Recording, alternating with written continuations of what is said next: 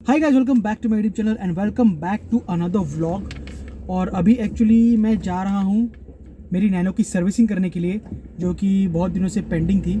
तो इस वीडियो के अंदर ना मैं आप लोगों को बताऊंगा कि आपको नैनो को सर्विस किस तरीके से करवाना है, कैसे करना है और कितना खर्चा आता है। तो फटाफट से मैं अभी जा रहा हूँ मैकेनिक के पास, जो हमेशा मेरी इस गाड़ी की सर्विसिंग करता है। पिछली बार में मैंने जो सर्विसिंग करवाई थी वो उसी से करवाई थी, तो इस बार भी मैं उसी से सर्विसिंग करवाने वाला हूँ। So let's go. ओके, तो यहाँ पर आप देख सकते हो कि ये है अपना इंजन बे, ठीक है। और यहाँ पे ये वाला जो पोर्शन है इसे भी आपको ओपन करना पड़ता है, जहाँ पे जो ऑयल फिल्टर होता है उसकी फ़िटिंग होती है। और यहाँ पर उसी की फ़िटिंग अभी हो रही है। तो सबसे पहले ऑयल निकाल के फिर ऑयल फ़िल्टर चेंज करके बाद में ऑयल डालना पड़ता है। और उसके बाद जो मैंने सर्विसिंग करवाई, उसके बाद जो मतलब सर्विसिंग हुई वो ही मेरी ड्रम ब्रेक्स की। ड्रम ब्रेक्स के अंदर कोई भी इशू नहीं था, सारे जो मेरे लाइनर्स थे वो एकदम प्रॉपर कंडीशन में थे, सिर्फ उन्हें अच्छी तरीके से घिस के मैंने वापस से लगवा लिए। और राइट, तो अभी मैं घर पे पहुंच चुका हूँ और अभी मैं आपको ना सारी चीज़ें ना डिटेल में बताता हूँ कि मैंने क्या क्या किया और मुझे कितना पूरा एक्सपेंस आया इस सर्विसिंग का। सो सबसे पहले मैं इसे यहाँ पर रख लेता हूँ। अब सबसे पहली चीज़ की बात करते हैं, वो करते हैं ऑयल की। जो ऑयल मैंने अपनी गाड़ी के अंदर डाला वो था 5W30। पिछली बार जो मैंने डाला था वो मैंने सेम ग्रेड का डाला था, इसलिए मैंने इस बार भी उसी ग्रेड को कंटिन्यू किया। पिछली बार जब मैंने डाला था तो जो मुझे परफॉर्मेंस मिली थी गाड़ी की वो बहुत ज़्यादा अच्छी मिली थी, इसलिए मैंने इस बार भी उसे ही कंटिन्यू किया। तो ये पहली चीज़ थी। उसके बाद जो ऑयल फिल्टर है वो मुझे पड़ा 150 रुपये का। जो ऑयल है वो 1350 रुपये में मुझे पड़ा, 1350। अब ये सारी जो कॉस्टिंग मैं आपको बता रहा हूँ ये मैं अपने यहाँ का बता रहा हूँ, क्योंकि मैं रहता हूँ महाराष्ट्र, नवी मुंबई में।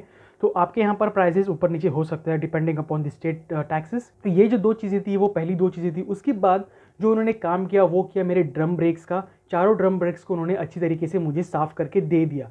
कहीं पर भी मुझे लाइनर वगैरह चेंज करने की या ब्रेक सिलेंडर चेंज करने की ज़रूरत नहीं पड़ी। अब यहाँ पे और एक इंपॉर्टेंट चीज़ ये थी कि पिछले 1.5-2 महीने से ना मुझे मेरे गाड़ी के अंदर ना अजीब सा वाइब्रेशन आ रहा था, और वो जो वाइब्रेशन था इंजन बे से था, और वो मुझे मेरे ड्राइविंग सीट तक महसूस हो रहा था, मतलब इतना ज़्यादा वाइब्रेट हो रहा था।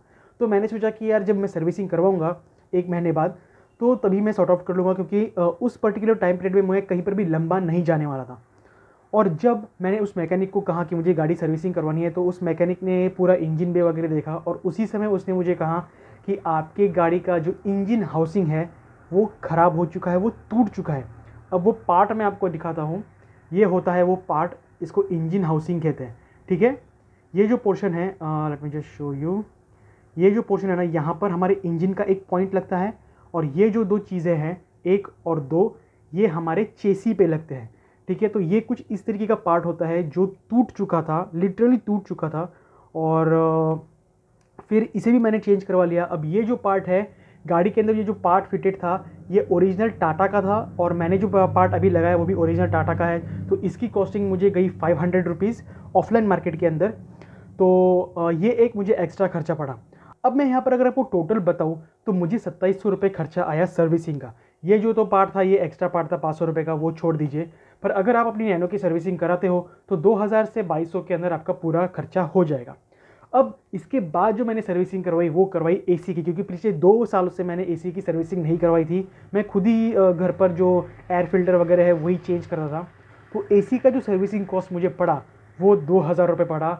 और जहाँ तक मैं समझता हूँ या जो कुछ भी मैंने देखा हुआ है उस हिसाब से 2000 रुपये अफोर्डेबल है, क्योंकि नैनो का एक इशू ये है कि जो एसी कंपार्टमेंट है वो डैशबोर्ड के अंदर होता है, ठीक है। एयर फिल्टर तो निकल जाता है, पर ब्लोअर और कूलिंग कॉइल ये सारी चीज़ें निकालने के लिए डैशबोर्ड को निकाल के अंदर का जो पूरा वो इंस्ट्रूमेंट होता है उसे निकाल के उसकी सर्विसिंग करनी पड़ती है। और फिर कंडेंसर फैन को भी क्लीन करना पड़ता है, क्योंकि कूलिंग कॉइल जो होता है वो उसी के अंदर होता है, ठीक है। तो वो पूरा का पूरा सिस्टम उठाना पड़ता है और उसको बाहर निकाल के पूरी सर्विसिंग करनी पड़ती है। तो इसीलिए मुझे उसके 2000 रुपीज़ एक्स्ट्रा खर्चा आया। अगर आप सिर्फ और सिर्फ नैनो की नॉर्मल सर्विसिंग करोगे तो 2 से 3 हज़ार में आपका सारा काम हो जाएगा। और जो मतलब 2000 का, मैं तो कहता हूँ अगर 5000 भी होता है साल में, अगर आप सर्विसिंग प्लस एसी सर्विसिंग करवाते हो तो 5000 तक अप्रॉक्स जाएगा। और 5000 मेरे ख्याल से बहुत ज़्यादा अफोर्डेबल है। अगर मैं बाकी गाड़ियों की बात करूँ तो बाकी गाड़ियों के अंदर आपको ऑयल के ही 2000 रुपीज़ ले लेंगे, बाकी का खर्चा अलग से है। 5000 रुपीज़ पर ईयर मेरे हिसाब से अफोर्डेबल है, कोई इशू नहीं है, और गाड़ी का परफॉर्मेंस भी आपको बहुत ज़्यादा तगड़ा निकल के आता है। सो आई होप आपको ये वीडियो अच्छी लगी होगी। अगर आपको वीडियो अच्छी लगी हो, लाइक कीजिए, बहुत जल्दी सब्सक्राइब कीजिए। हो भी cinema natural take care, bye bye.